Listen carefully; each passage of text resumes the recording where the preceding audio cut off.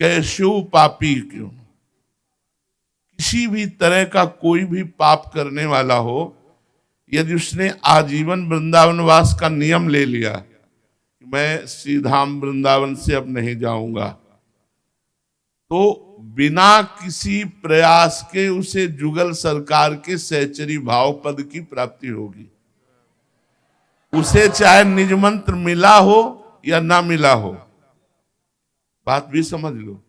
उसी समय इन्होंने प्रश्न किया था, महाराज जी इसमें लिखा है जुगल की सहचरी भाव की प्राप्ति, तो फिर अगर निज मंत्र नहीं मिला, दीक्षा नहीं लिए तो हम कहा तो भी एक होता है परंपरागत जाना, एक होता है गिफ्ट देना। गिफ्ट में प्रियालाल हमारी स्वामिनी के रूप में मिलेंगे और हम उनकी सहचरी की सेवा। एक बार मानसरोवर में पूज्य गुरुदेव भगवान ने कहा कि वृंदावन में यदि कोई पक्षी भी उड़ के आ जाता है तो सहचरी भाव को प्राप्त हो जाता है। तो उस पक्षी को किसने निज मंत्र दिया, उस पक्षी को किसने दीक्षा दी? ये धाम का प्रभाव है। तो अपने लोग बड़े भाग्यशाली हैं, ऐसा कह सकते हैं कि हम सब बड़े भाग्यशाली हैं। हमें प्रियाजू ने भटकने वाले संसार से हटाकर अपने धाम में रखा। अब जैसे भी बने इसलिए कह रहे कि तुम्हारे बनाए कुछ बनेगी भी नहीं। हम जैसे भी हैं इसलिए जैसे भी कह रहे हैं कि ऐसे होना चाहिए, वो हम हो नहीं सकते। होना भी चाहे तो नहीं हो सकते। जैसे नवीन बाढ़ का पानी पहाड़ से जब नीचे की तरफ उतरता है तो मकान, घर द्वार, गाड़ी घोड़ा सब बहा ले जाता है, ऐसे ही ये माया त्रिगुण का प्रभाव चल रहा है, ये सबको बहा रहा है, कोई नहीं बच रहा है। रमैया की दुल्हन लूटे रमैया की दुल्हन लूटे बाजार, ये हमारे भगवान की दुल्हन है। माया कौन? मायापति भगवान है ना, खुले लूट रहे सबको और हम सब उसी में हैं। एकमात्र वृंदावन की शरण। तो वृंदावन की शरण कैसे?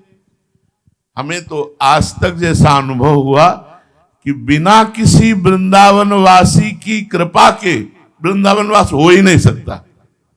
जैसे हमें हुआ तो श्री राम शर्मा आचार्य की कृपा से, वो वृंदावन वासी और रास उपासी और रास का प्रकट दर्शन कराने वाले, उनका आशीर्वाद जब उनके चरणों में लौट गए, बोले बाबा मेरी एक बात मान, तू वृंदावन आ जा, तुझे बिहारी जी कभी छोड़ेंगे नहीं।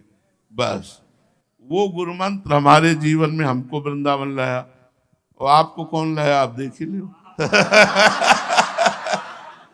अगर आप आए हो तो कहां से कैसे आए हो? कहीं ना कहीं वृंदावन के रसिकों की वाणी गई और आपको लाई। तो बस पड़े रहो। श्री धाम वृंदावन का द्वार मत छोड़ना। महारानी जो कभी गलबहियां दे के निकलेंगी वो देखेंगे हमारे द्वार पे पड़ा।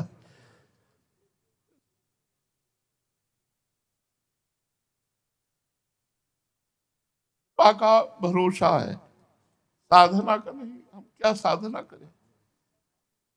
मन अलग जा रहा है, इंद्रियां अलग जा रही, तन अलग, तो हम क्या साधना करें? हम बस यही कि जैसे द्वार में पड़े हैं तो कभी बड़े हैं, वो कभी निकलेंगे, देखेंगे कि हमारे द्वार पे पड़ा है, कभी कृपा करते हैं। ये आचार्य और गुरुजनों के द्वारा प्रकाशित किया हुआ मार्ग है। इसमें हम जो जुड़े हैं ये निश्चित वहीं हमें पहुंचना है।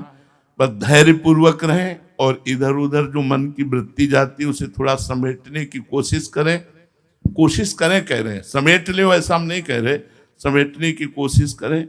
कभी न कभी तो प्रियाजू के कान में हमारी राधा नाम की पुकार पड़ेगी, उसी दिन हमारा काम बन जाएगा। हमारा काम बन गया क्योंकि हमें वृंदावन मिल गया, हमें श्री जी की शरणागति मिल गई, राधा नाम मिल गया, ऐसे गुरु ऐसे करुणा में आचार्य मिल गए। अब हमारे कल्याण में कोई संशय नहीं, हमारा कल्याण तो हो चुका है।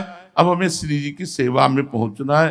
तो रात दिन नाम गुण कीर्तन सेवा जितना भी बने करें बस ये दृढ़ विश्वास रखें कि हरिवंश प्रताप से हमें लाडली जी की सहचरी भाव की प्राप्ति निश्चित होगी। श्री राधा वल्लभ।